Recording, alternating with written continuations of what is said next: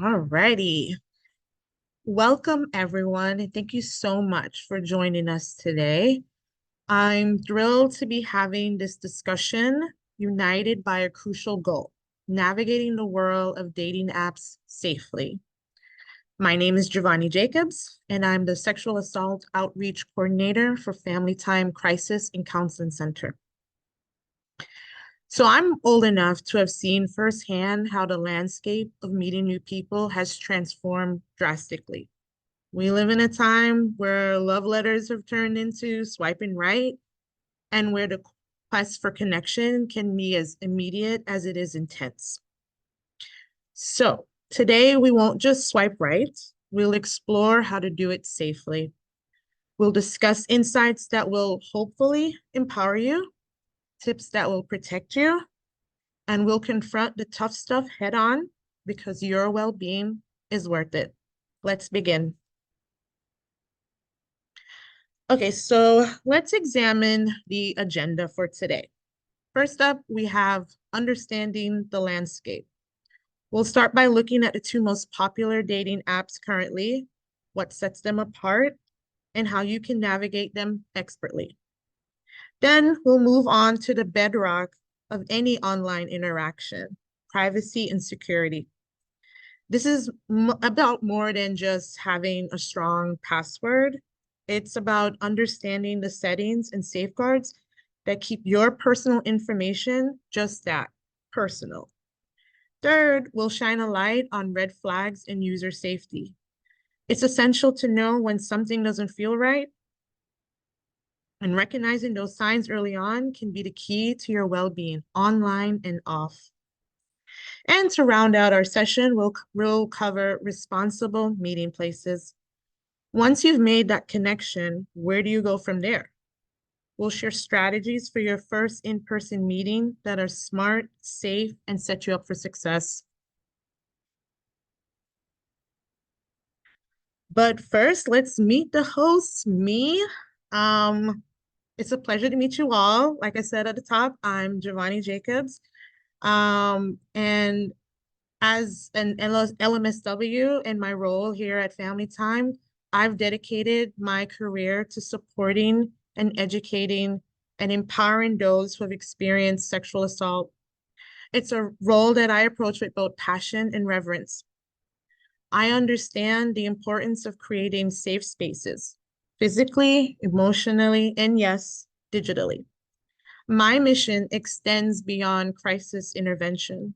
It's about proactive education. It's about building a community that's informed, alert, and compassionate. So my ultimate goal today is to arm you with the tools to protect your safety and your well-being. So let's look at the two most popular dating apps right now, Bumble and Tinder, which have truly revolutionized the way we connect. On Bumble, it's all about creating a respectful space. Bumble believes it empowers users to initiate conversations, opening doors to not just romantic possibilities, but also to friendships and professional networking. Switching over to Tinder, it's a platform that brought the swipe into our lexicon. So if you're unfamiliar with Tinder, basically you swipe right based on if you're interested in meeting this person or left if you're not interested. It's fast-paced and visually driven, reflecting the rapid tempo of our digital lives. Here, a single swipe can either ignite a new spark or extinguish a potential flame. These apps are more than just tools for romance. They're a reflection of our social evolution and our desire for connection. Dating apps have redefined the first impression, the first hello, and the first steps towards a new relationship. But as intuitive as they may seem, they also come with hidden dangers.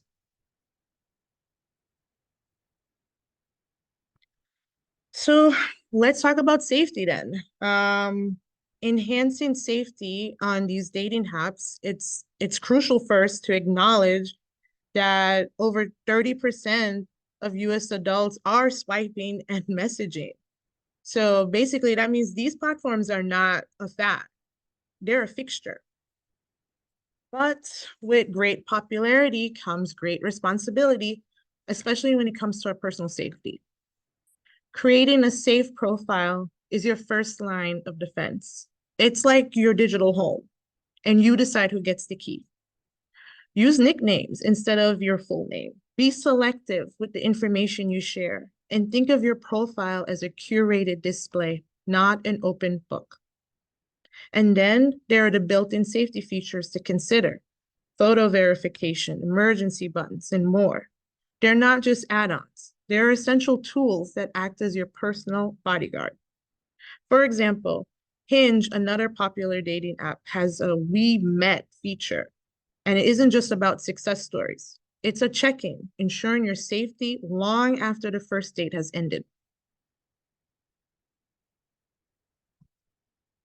When it comes to online dating, the power of a first impression is just a profile away. But it's not just about making it a stunning profile. It's about being secure. Crafting a safer profile is like being an architect in your own digital persona. You choose which parts of your story to tell and how to tell them safely. Consider your profile pictures. These are welcome mats, inviting someone into your world. By using unique photos, ones that aren't found anywhere else on the internet, you're protecting yourself against revealing more than you intend. Next, vetting profiles. It's like being a detective in your own love story. Profiles with no bio, no links to social media, or just a single picture can be red flags. They may not tell the whole story, or worse, they could be a cover for a scam. And privacy. This is where you draw your line in the sand. Wait to share personal information, your phone number, your address. These are keys to your real life, and you wouldn't hand them to a stranger on the street, right? The same goes here in the digital world. Finally, let's talk about financial scams. This is about listening not just with your heart, but with your head. Be skeptical of sob stories or sudden financial emergencies that pull on your heartstrings and your purse strings.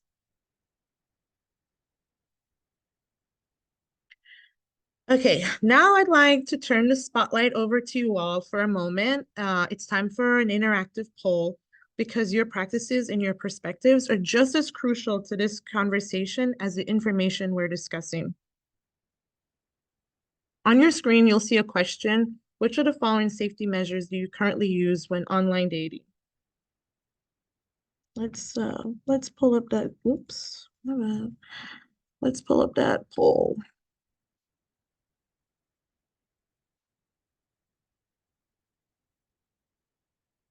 Um, Take a moment to reflect on your habits and choose the option that resonates most with your approach to safety. Your participation will give us a snapshot of how we as a community prioritize our safety in the online dating scene.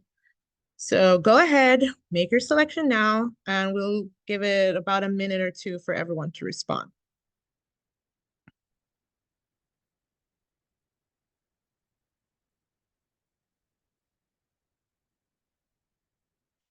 As the results come in, think about why you chose what you did. Is it a habit, a personal policy, or maybe a tip you picked up along the way? I'm really eager to see the different strategies people have.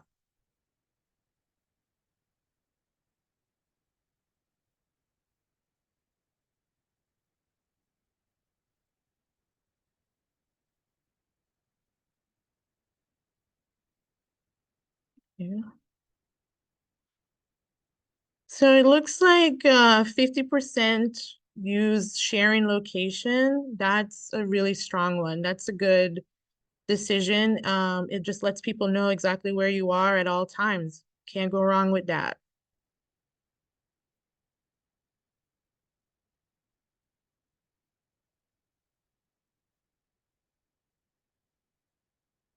Yeah, and the next one, not sharing personal information, another strong contender to keeping you safe while you're online dating.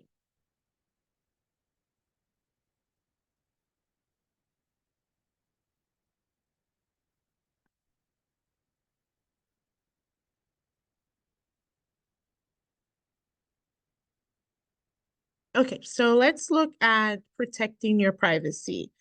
Your privacy is a treasure trove that needs guarding. Imagine your personal data as jewels within a vault. It's priceless and it should be protected. So we're going to talk about building and fortifying that vault. So first up, personal data. It's the currency of the digital age, and you are the bank. Be selective and intentional about the details you share. Think of your information as pieces of a puzzle. Share just enough to intrigue, not enough to complete the picture. This way, you keep identity thieves at bay and maintain a cloak of mystery.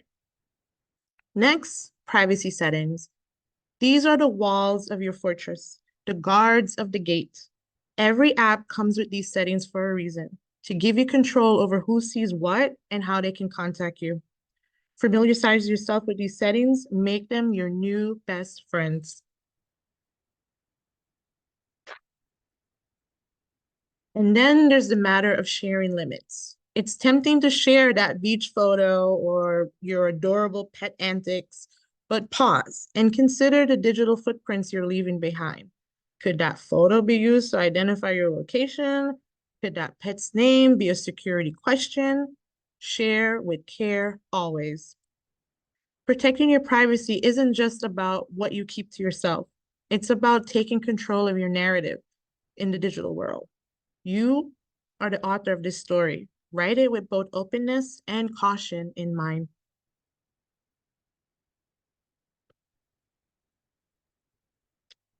Navigating the waters of online dating obviously doesn't have to end with our session today. It's about continuous learning, knowing where to turn for support. The resources on this slide can be that support. The Cyber Civil Rights Initiative, it's a beacon for those affected by online harassment. Their work empowers victims and shines a light on the dark corners of the web. The National Cybersecurity Alliance provides the tools and information you need to stay as secure as possible in your online endeavors. Consider them your cyber safety consultants. Love is Respect is a helpline that provides support for young people affected by dating abuse. They offer an anchor in turbulent times, ensuring no one has to struggle alone. And Safe Horizon, an organization that stands as a haven, offering a broad range of services for victims of crime and abuse. So remember, these resources are here for you as long after we log off today. So use them, screenshot this, reach out to them, and share them. Your privacy, your safety, and your well-being are paramount, both offline and on.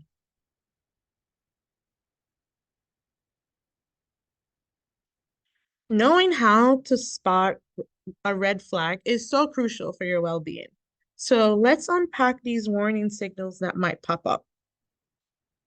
Picture this, you're scrolling through a profile and the pieces just don't fit together. Today, they're an amateur pilot. Yesterday, they were a marine biologist. Uh, Profile inconsistencies like these are your first clue that something's off. Always look for a pattern or a story that sticks. And now let's talk about those unrealistic profiles. Question if celebrity profiles claim that they're just keeping it low key on dating apps. Your your match is probably not the real George Clooney. The gentleman in this picture truly believes he looks like George Clooney. Maybe if you were an alien and never seen George Clooney before, you would believe him. But that's some people do when they're on these dating apps. So just always be mindful. And then there's the rushed intimacy. If someone's laying on the affection thick and fast, it can feel like a whirlwind romance. But real connections aren't a race to the finish line, they're a marathon. So if someone is pressing fast forward on the relationship, it's time to hit pause. Those red flags are not always stop signs, but they do mean proceed with caution. Keep your eyes open, trust your gut, and your instincts will be your best guide. Let's talk about romance scams. This is truly prevalent and very, very scary. But when we're talking about romance scams, we're not just speaking about, fleeting flirts that fizzle out. These are calculated deceptions where swindlers craft a persona to exploit trust for their gain. They're not looking for love. They're hunting for vulnerabilities. Consider the facts. Millions of dollars are lost to these charades every year. Behind each number is a person like you or me looking for a connection, but finding a con instead.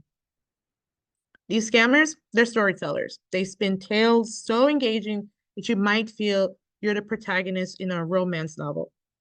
But the twist, the emotional crescendo swiftly turns into a financial ask. Emergencies that require urgent monetary assistance. But the cost isn't just monetary. Victims often face profound psychological distress. It's a betrayal that can shatter trust and leave emotional scars.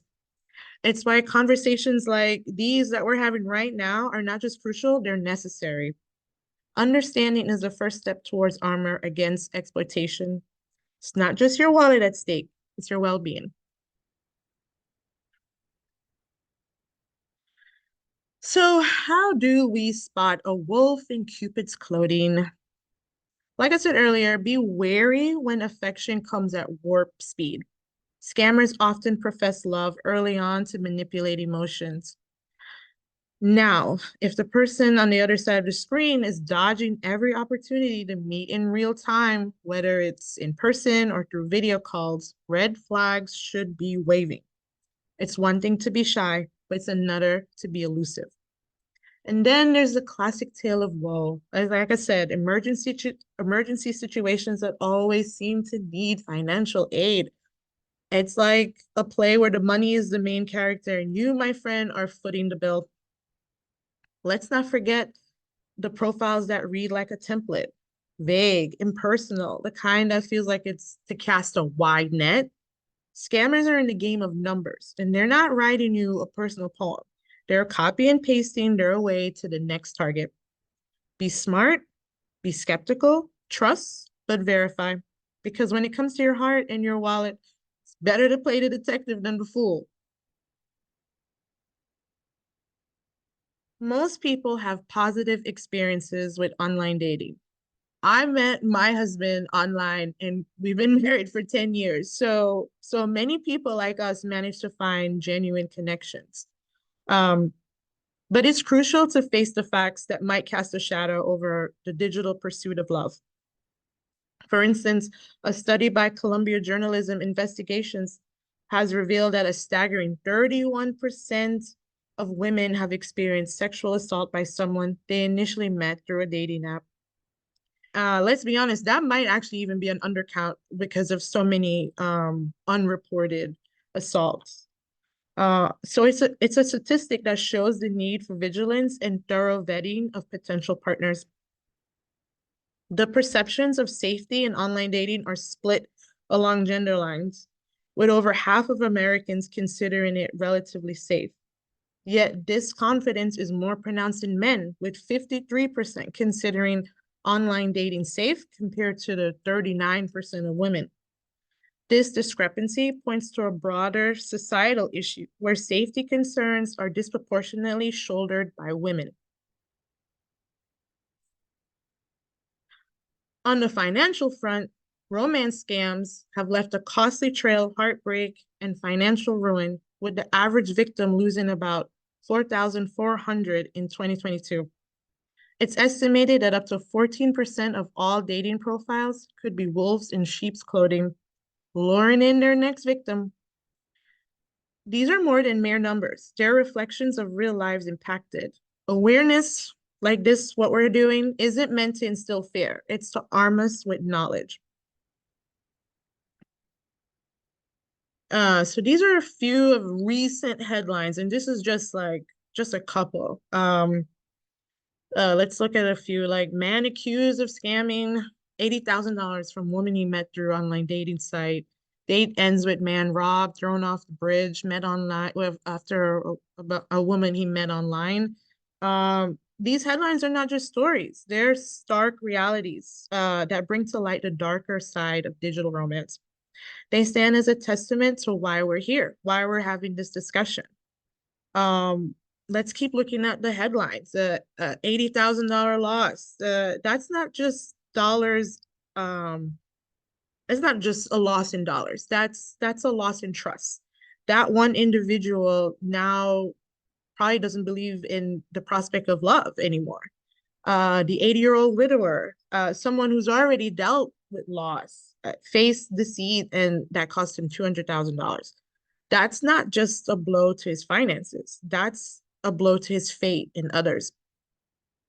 Numerous court cases and lawsuits stemming from connections that started with a swipe but ended with suffering. Each headline is a cautionary tale, and it shows the critical importance of the knowledge we're sharing today. These aren't just possibilities, they're the experiences of real people who stepped into the world of online dating, a world where not every match sparks a joy. These reminders aren't meant to scare, like I said. It's just to be prepared and be aware to ensure that when you swipe with awareness and a keen eye for the signs that tell us when to step back.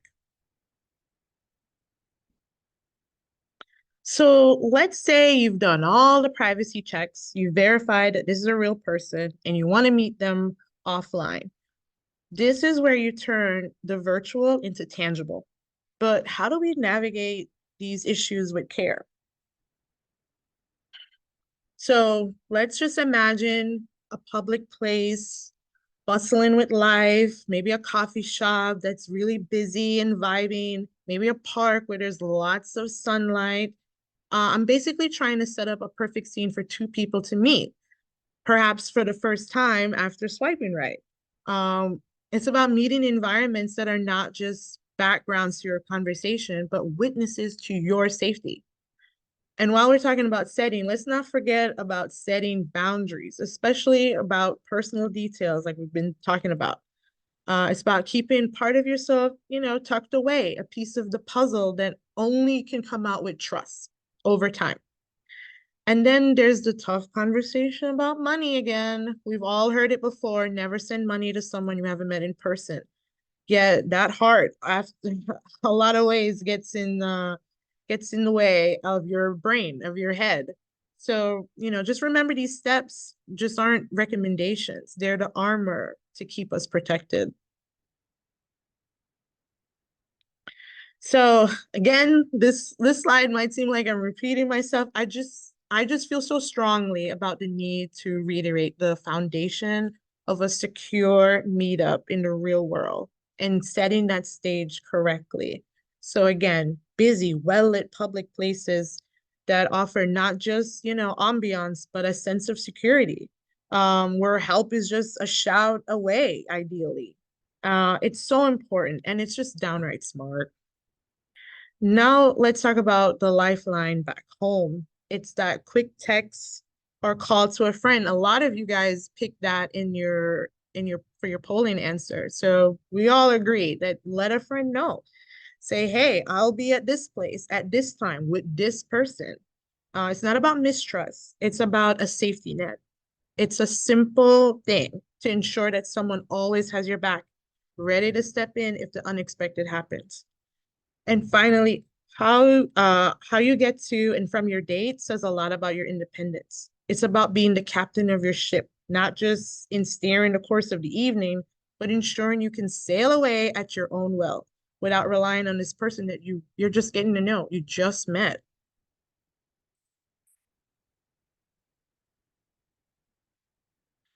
Okay, so let's unpack the three fundamental strategies to being safe. First, preparation. Prior to meeting someone new, leverage the power of video calls. This simple step serves as a preliminary screen, ensuring the person on the other end is who they claim to be. It's not about mistrust, like I've been saying. It's about being proactive in your safety measures. Moving on to the date itself, keeping a clear mind is your greatest asset. Staying sober means staying aware, enabling you to make decisions you're confident about.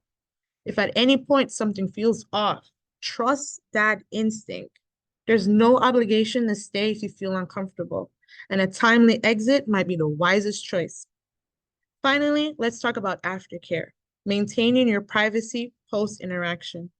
Keep the dialogue within your dating app where the interactions are documented and personal details are shielded.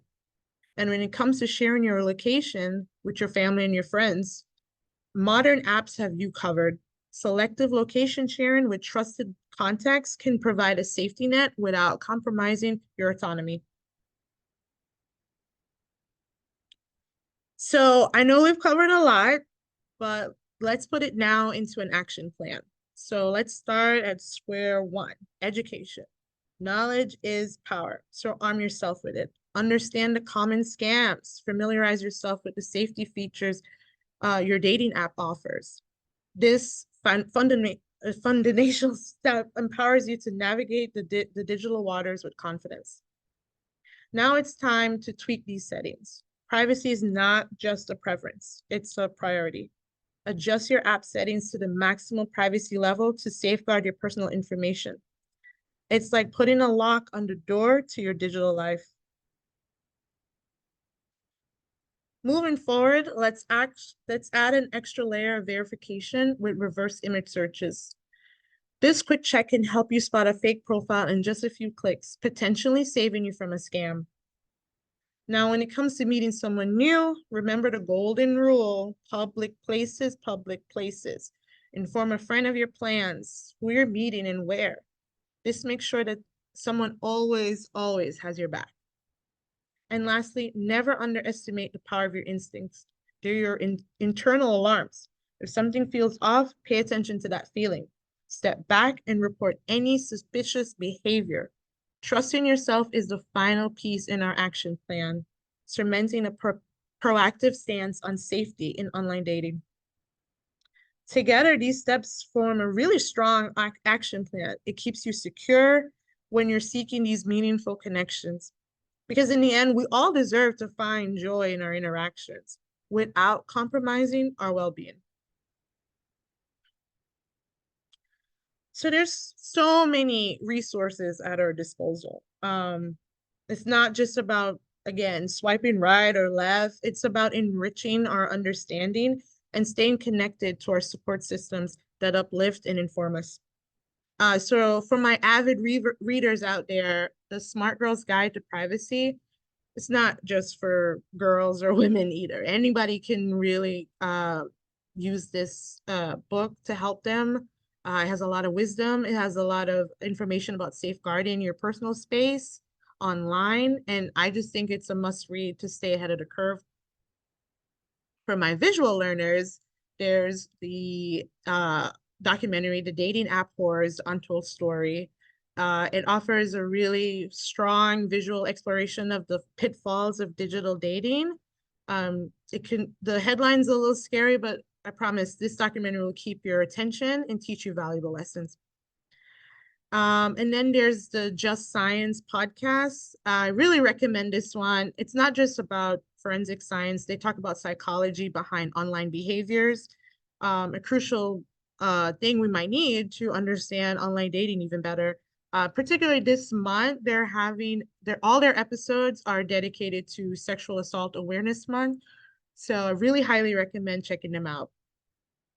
If you're looking to understand online dating in a broader context, I highly recommend that'snotcool.com. It's interactive. It's an interactive site about understanding boundaries in digital relationships. Really cool. So definitely check that out if you have time. And then if you're seeking more guidance, there's the Cybersecurity and Infrastructure Security Agency. They have comprehensive strategies on their site for keeping your personal information secure. Their expertise is invaluable. And for anyone looking to strengthen their digital defenses. And I really recommend going to that site because so much of what we do is online. We use the bank online, we work online, we go to school online. And I still think a lot of people don't make the connection that this is not just a fad. You know, the internet is not a fad. These are our lives, and we should take our security even more seriously. And if you ever need a helping hand, remember that Family Time Crisis and Counseling Center is just a call away. We're a beacon of hope and support when you need it the most. So please, please, please don't hesitate to reach out. Thank you all so much for joining us today on today's webinar. It's been great talking about just the virtual landscape of dating, but also the mastering the art of navigating it with awareness. The topics we've explored, from crafting a safer profile to detecting potential dangers, are more than just guidelines. They're keystones to building a secure space with online dating. So please remember that the journey towards safer online interactions is ongoing. I encourage all of you to carry forward the strategies and insights we've discussed and use them as tools to guard you in your digital well-being. If you're ever in need of guidance, remember that the doors at Family Time Crisis and Counseling Center are always open. Our support line is your connection to a community that cares. Call us at 281-446-2615. Whether you're seeking advice, support, or simply a listening ear, we're here to help you lead a safer, more informed online dating experience. Once again, thank you so much for being here. And here's to navigating the world of online dating with confidence and care. Any questions, comments, concerns, compliments, maybe? Let's see what the chat's doing. Is everyone saying? Okay.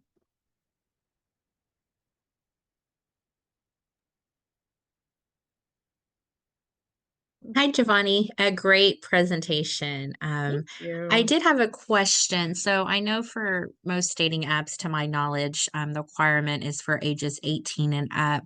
Mhm. Do you have any suggestions, kind of how we can apply this information as parents who have teenagers that maybe Yeah. not be on a dating app, but they're on like social media apps, where they can be reached out to, Yeah. contacted by strangers and things like that, to begin dating relationships? Yeah, that's a great point and a great question. So keeping children safe while they navigate social media and is essential. So I would recommend parents, educate your teens about online safety, encourage them to be cautious about what they share online and with who, have these dialogues, and not wait for a crisis to happen, discuss the risk of connecting with strangers and beefing up your privacy settings. Early intervention, I think, is the best course. I would monitor their social media usage. I would use parental controls. Um, I would consider following them on their social media if they let you, but like just in a way that just makes them still feel like they have autonomy and some sense of privacy even with you.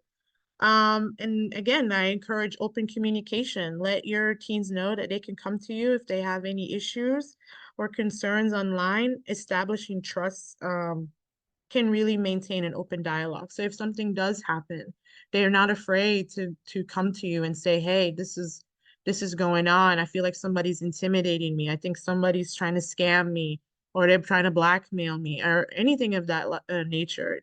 Being able to have that open communication will help everyone in the long run.